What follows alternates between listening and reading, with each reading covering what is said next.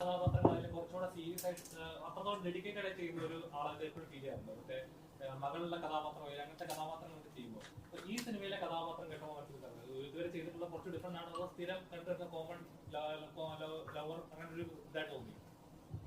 ചിലപ്പോ നിങ്ങൾക്ക് മുമ്പ് കണ്ടുപോയ കഥാപാത്രങ്ങളുടെ ശൈലി ചിലപ്പോ കണ്ടിട്ടുണ്ടാവാം.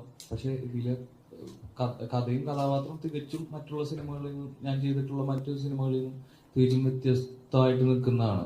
പശ്ചാത്തലമാണെങ്കിലും അത് സംഭവിക്കുന്ന കാര്യങ്ങളാണെങ്കിലും എല്ലാം വ്യത്യസ്തമായിട്ട് നിൽക്കുന്നതാണ്.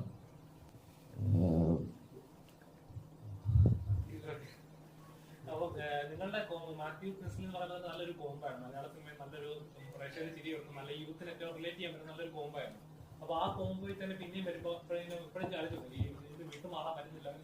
ഇതില് സത്യം പറഞ്ഞു കഴിഞ്ഞാൽ മാത്യു ചെയ്തിട്ടുണ്ട്. പക്ഷെ ഞങ്ങളുടെ ഒരു കോംബോ ഇതിൽ വർക്ക് ചെയ്യാൻ നോക്കിയിട്ടില്ല.